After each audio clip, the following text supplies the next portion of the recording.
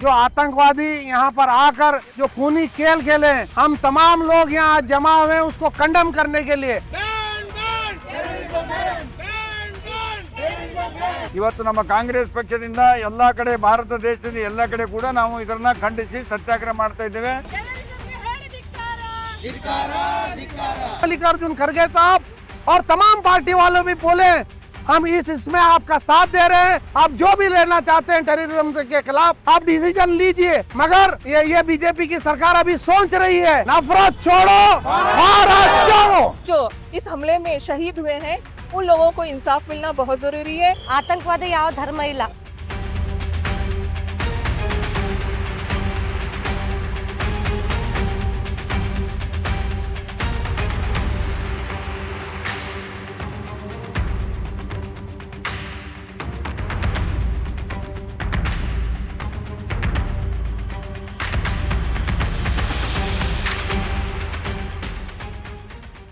बाईस तारीख को हिंदुस्तान में एक ऐसी घटना हुई है जिसे हम उसको बोल नहीं सकते।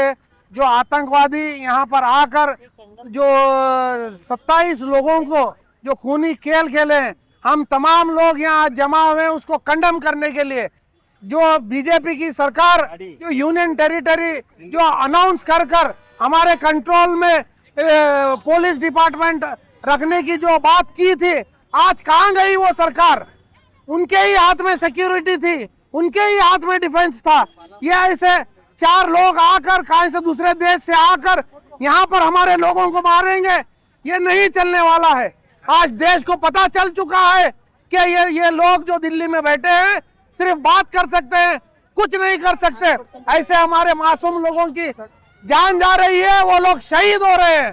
तो हम यहाँ से आज उसको कंडम करते हैं और बीजेपी की जो दिल्ली में सरकार है उनको ये मजबूती से कहते हैं। हमारे लीडर मल्लिकार्जुन खड़गे साहब और तमाम पार्टी वालों भी बोले हम इसमें आपका साथ दे रहे हैं।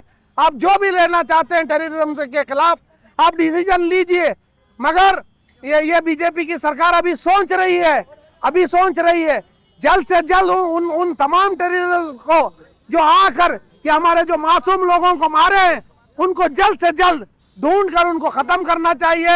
ये जो टेररिज्म है इसको जड़ से हटाने की पूरी से पूरी कोशिश करना चाहिए। ये आज Congress party Gulbarga district Congress party के तरफ से आज जो ये तमाम लोग यहाँ पर जमा होकर इसको कंडम करते हैं हम तमाम लोग। ದಿನಾಂಕ 22ನೇ ತಾರೀಕು ದಿವಸ ಭಾರತ ದೇಶದ ಇತಿಹಾಸದಲ್ಲಿ ಬಹಳ ಕಹಿ ಘಟನೆಯನ್ನ ನಾವೆಲ್ಲರೂ ಕೇಳಿದ್ದೇವೆ।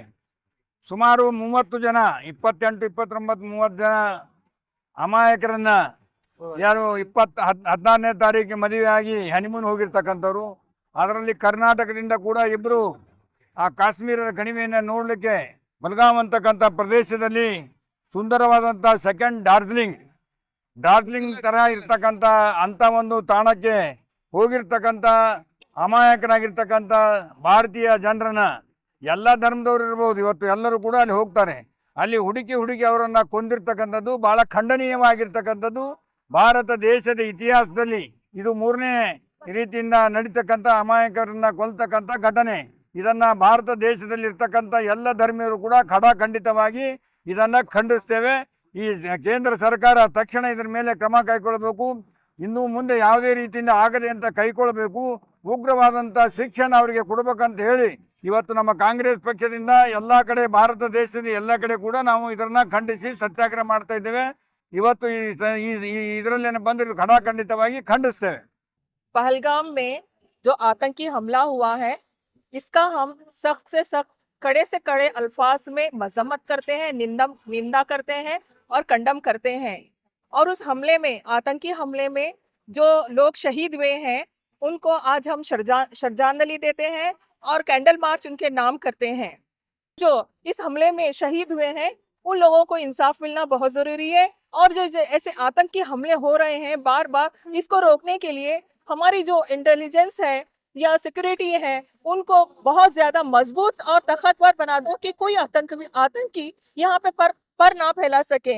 क्योंकि ऐसे आतंकी हमले से हमारे जो मासूम जो इंडिया के लोग हैं, देशवासी हैं, आज कश्मीर जो हम इस इंडिया का जो देश पूरे वर्ल्ड का हम एक जन्नत जिसे कहते हैं कश्मीर, वहां पे लोग उसको देखने के लिए अपना जो टाइम स्पेंड करने के लिए अपने फैमिली के साथ जाते हैं, उन मासूम लोगों को कत्लेआम किया गया। इसका हम कितना भी कड़े से कड़े अल्फाजों में कितना भी कंडम करो कम है। ವಿಶೇಷವಾಗಿ ನಮ್ಮ ಕರ್ನಾಟಕದಿಂದ ಇಬ್ರು ಅವರ ಫ್ಯಾಮಿಲಿ ಎದುರೇ ಅವರ ಕುಟುಂಬದ ಎದುರೇ ಅವರಿಗೆ ಗುಂಡಿಕ್ಕಿ ಹೊಡೆದು ಅವರಿಗೆ ಅವರ ಜೀವವನ್ನು ತೆಗೆದುಕೊಂಡಂತ ಭಯೋತ್ಪಾದಕರಿಗೆ ಇವತ್ತು ನಾವು ಖಂಡಿಸ್ತೀವಿ। ಇವತ್ತು ನಮ್ಮ ಕರ್ನಾಟಕ ಸರ್ಕಾರದಿಂದ ಯಾರ್ಯಾರು ಕಾಶ್ಮೀರ ಹೋದ್ರು ಅವರಿಗೆಲ್ಲ ಕರ್ಕೊಂಡು ಬರಂತ ವ್ಯವಸ್ಥೆ ನಮ್ಮ ಸಿಎಂ ಆದ ಸಿದ್ದರಾಮಯ್ಯ ಸಾಹೇಬರು ಹಾಗೂ ಸಂತೋಷ್ ಲಾಡ್ ಅವರು ವಿಶೇಷವಾಗಿ ಹೋಗಿ ಅಲ್ಲಿ ಕೂತ್ಕೊಂಡು 3 ದಿನ ಕೂತ್ಕೊಂಡು ಪರ್ಸನಲಿ ಅವರಿಗೆಲ್ಲ ಕಾಲ್ ಮಾಡಿ ಅವರಿಗೆ ಕಾಂಟ್ಯಾಕ್ಟ್ ಮಾಡಿ ಅವರಿಗೆಲ್ಲರಿಗೂ ವಿಶೇಷ ವಿಮಾನವನ್ನು ಯೋಜನೆ ಮಾಡಿ ಮತ್ತೆ ಬೆಂಗಳೂರಿಗೆ ತಂದು ಬಿಟ್ಟು ಅವರಿಗೆ ಒಂದು ಭದ್ರತೆಯನ್ನು ಕೊಟ್ಟಿದ್ದಾರೆ। ಇವತ್ತು ನಾನು ಏನು ಹೇಳಕ್ ಇಚ್ಛೆ ಪಡ್ತೀನಿ ಅಂತಂದ್ರೆ, ಕೇಂದ್ರದಲ್ಲಿ ಬಿಜೆಪಿ ಸರ್ಕಾರ ಇದೆ, ಇದು ಫಸ್ಟ್ ಟೈಮ್ ಅಲ್ಲ, ಇದು ಸೆಕೆಂಡ್ ಟೈಮ್। ಬಿಜೆಪಿ ಸರ್ಕಾರದಲ್ಲಿ ಇವರೆಲ್ಲ ಹೋಗಿ ನುಸುಳ್ತಾರಂತಂದ್ರೆ ಭದ್ರತಾ ವೈಫಲ್ಯ ಇರುವುದಂತೂ ಕಾಣ್ತಾ ಇದೆ ವಿಶೇಷವಾಗಿ। ಅದಕ್ಕೆ ನಾವು ಬಿಜೆಪಿ ಸರ್ಕಾರಕ್ಕೆ ಹೇಳಕ್ ಇಚ್ಛೆ ಪಡ್ತೀವಿ, ಈ ನಿಮ್ ಸರ್ಕಾರದಲ್ಲಿ ಏನಿವತ್ತು ಭದ್ರತಾ ವೈಫಲ್ಯ ಆಗಿದೆ, ಇನ್ನೊಂದ್ ಸರ್ತಿ ಏನಾದ್ರೂ ಆ ತರ ಆದ್ರೆ ಜನ ಸುಮ್ ಕೂಡಂಗಿಲ್ಲ। ನೀವೆಲ್ಲ ಹೇಳ್ತಾ ಇದ್ದೀರಿ, ನಾವೆಲ್ಲ ಇಲ್ಲಿ ಶ್ರದ್ಧಾಂಜಲಿ ಮಾಡ್ತಾ ಇದೀವಿ, ಮೋದಿಜಿ ಅವರು ಹೋಗಿ ಅವರು ಎಲೆಕ್ಷನ್ ಕ್ಯಾಂಪೇನ್ ಮಾಡ್ತಾ ಇದ್ದಾರೆ, ನಮ್ ಸಿದ್ದರಾಮಯ್ಯ ಸಾಹೇಬರು ಜನರಿಗೆ ಹೋಗಿ ಅವರ ಕುಟುಂಬಕ್ಕೆ ಹೋಗಿ ಸಾಂತ್ವನ ನೀಡ್ತಾ ಇದ್ದಾರೆ। ಇದಕ್ಕಿಂತ ಬೇರೆ ಇನ್ನೊಂದು ಎಕ್ಸಾಂಪಲ್ ಏನು ಹೇಳಕ್ ಆಗಂಗಿಲ್ಲ। ಇವತ್ ನಾವು ಮಳೆಯಲ್ಲಿ ಕೂಡ ನಮ್ಮ ಕಾಂಗ್ರೆಸ್ ಸರ್ಕಾರದ ಎಲ್ಲರೂ ಬಂದು ಇವತ್ತೊಂದು ಮಡಿದಂತ 26 ಜನ ಭಾರತೀಯರಿಗೆ ನಾವು ಶ್ರದ್ಧಾಂಜಲಿಯನ್ನು ಸಲ್ಲಿಸ್ತಾ ಇದ್ದೀವಿ। ಆತಂಕವಾದ ಯಾವ ಧರ್ಮ ಇಲ್ಲ, ಆತಂಕವಾದ ಯಾವ ಜಾತಿಗೆ ಮುಸ್ಲಿಂ ಆಗಲಿ ಹಿಂದೂ ಆಗಲಿ ಆತಂಕವಾದ್ಲಿಂತ ಆಗಿರುವಂಥ ಮಾನವರಿಗೆ ಎಷ್ಟು ಹಾನಿ ಅಂತಂದರೆ, ಎಷ್ಟು ಜನ ನೋಡೋಕೆ ಹೋಗಿದ್ದಂಥ ಪ್ಲೇಸ್ ನಮ್ಮ ಕಾಶ್ಮೀರದ ನಮ್ಮ ಜನ್ನತ್ತಿದ್ದಂಥ ಪ್ಲೇಸಿಗೆ ಎಲ್ಲ ಹಾಳು ಮಾಡ್ತಾ ಇದ್ದಾರೆ ಟೆರರಿಸ್ಟು। ಈ ಥರ ಮಾಡಿ ಮಾನವತ ಒಂದು ಫ್ಯಾಮ್ಲಿಯಲ್ಲಿ ಒಬ್ಬ ಮನುಷ್ಯ ಸತ್ತರೆ ಯಾವ ಥರ ದುಃಖ ಆಗುತ್ತೆ ಅನ್ನೋದು ನಮಗೀಗ ಇಂಥ ಮಳೆಯಲ್ಲಿನೂ ನಾವು ನಮ್ಮ ದುಃಖವನ್ನು ನಾವು ತೋರಿಸ್ತಾ ಇದ್ದೇವೆ। ನಮ್ಮ ದೇಶದ 27 ಜನವನ್ನು ಸಾವನ್ನು ತೊಡಗಿದ್ದಾರೆ, ಎಷ್ಟು ದುಃಖದ ಮಾತಾಗಿದೆ। ಯಾವ ಟೆರರಿಸ್ಟ್ ಆಗಲಿ ಹಿಂದೂ ಆಗಲಿ ಮುಸ್ಲಿಂ ಅವರು ಯಾವ ಧರ್ಮದವರು ಇಲ್ಲ, ಅವರಿಗೆ ಟೆರರಿಸ್ಟ್ ಅವರಿಗೆ ನಾವು ಆ್ಯಕ್ಷನ್ ತಗೋಬೇಕೆ, ಅವರಿಗೆ ಒಂದು ದೊಡ್ಡ ಶಿಕ್ಷಣ ಕೊಡಬೇಕು। ಯಾಕಂದರೆ ಯಾವ ಟೆರರಿಸ್ಟು ನಮ್ಮ ದೇಶ ಒಳಗೆ ನುಗ್ಗಿ ಈ ಥರ ಮತ್ತೊಂದು ಸಲ ಮಾಡದಂಥ ಕೆಲಸ ಅವರಿಗೆ ಮತ್ತೊಂದು ಯಾರು ಮಾಡೋಕ್ಕಿಂತ ಮುಂಚೆ 20 ಸಲ ಯೋಚನೆ ಮಾಡಬೇಕು। ಒಬ್ಬ ಮನುಷ್ಯ ಸತ್ತ ಮೇಲೆ ಆ ಫ್ಯಾಮಿಲಿ ಆ ಪರಿವಾರದ ಏನು ಗತಿ ಆಗುತ್ತೆ? 27 ಸಾವನ್ನು ತಗೊಂಡಿದ್ದೇವೆ ನಾವು ದೇಶದಿಂದ, ಇದು ಬಹಳ ದುಃಖವಾದ ಮಾತಾಗಿದೆ।